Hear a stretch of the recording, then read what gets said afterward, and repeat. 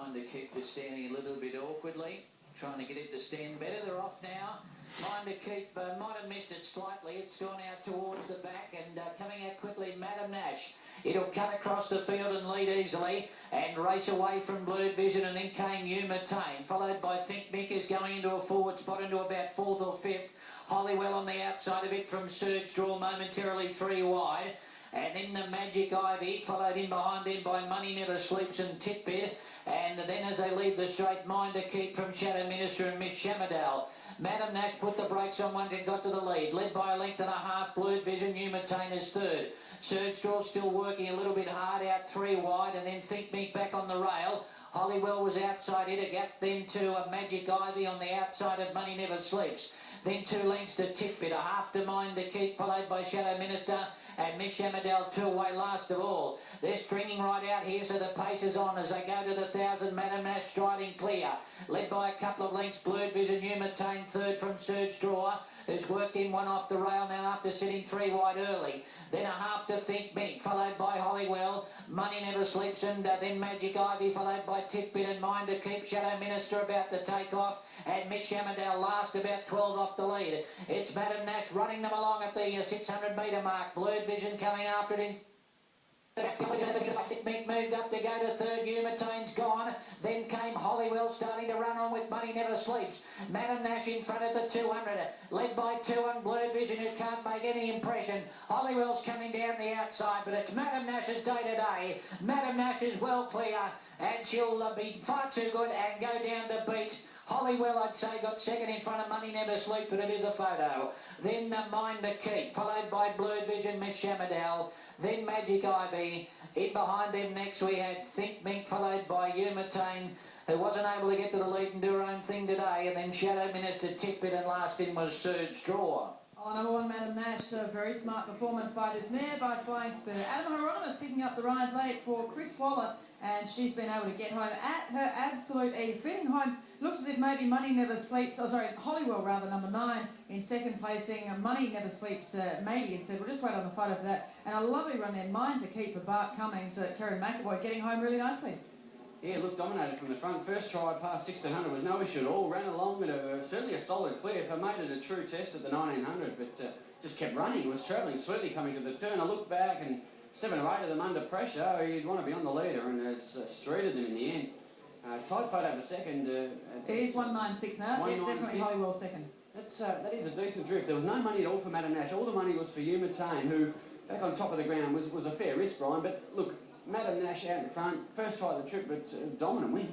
It was a dominant win, and no trouble with the trips. Run it very strongly. She had them in trouble from the 600. They were all flat out behind her trying to keep up, and Adam Hieronymus just had to let her have a little bit of rain and slide from the 600 and get them all off the bit, and then it was, even coming to the turn, it just looked like nothing was going to be able to catch her. She just still full of running when they turned for home and run it out very strongly. So all honours with the winner. But this track, you know, if you can get an on-pace runner that can run along at a good clip, they're really hard to run down here, so this might be a bit of a Canterbury specialist. Yeah, exactly right. Madam Nash there, yeah, she's got the record now, the 3 starts here for 2 wins at Canterbury. Flying Spur, the sire of a Quest for Fame there in Quest for Light, and that was a pretty strong performance by her, taking out race number 4, doing it pretty easily in the end. Picked up from the English East Yearling sale from Eden Glassy Stud by Chris Waller for $110,000, and Chris joins Dave. Yeah, it's deja vu all over again, Chris. First try, the trip didn't seem like much of an issue to me.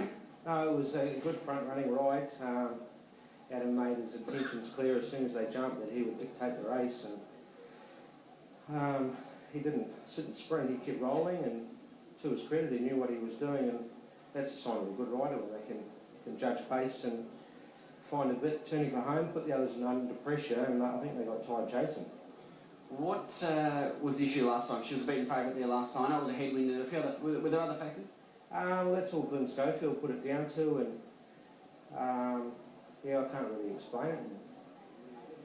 They're certainly turned up there in best order we can present them in, and it's all up to the horse come race day. And obviously we've stepped her up in distance today. She was getting a bit one-paced and showed signs of that last prep when she was racing over a mile. And just the 1500 last start, I think she was ready for further. It's similar to a few other of your winners and runners today, probably short of as we come into carnival time, we pick a few of these away, maybe get a bit further even? Yeah, I was just saying to the press before, we're racing for probably equivalent to Hong Kong prize money now, and it all adds up at the end of the season, and yeah, we've got owners that want their horses racing and racing for good money, and fortunately we can finally provide it for them. Well done to you. Thanks. There is Chris, the third leg of his treble, and I'll duck under the camera and have a chat to Adam, who has done a bit of a B York there out in front. Adam, you didn't waste any time, rolled along? No, that were the instructions Mr. Waller made it clear to me, just to make sure when the gate's open that my intentions are to go forward, and because we're a bit worried what Nash is going to do, but she jumped good and got there easy enough. Just first few furlongs, no race a little bit, but she looks good down the back, and they're never going to catch it from the 600 onwards. First try trip, she was strong. Very strong. Canterbury is always going to suit her, stepping up to the 1900 first time, so anyway, she's going to get it. Canterbury's here, and have to make mention, thanks to Alicia, who cut ride, and thanks to Mr. Waller.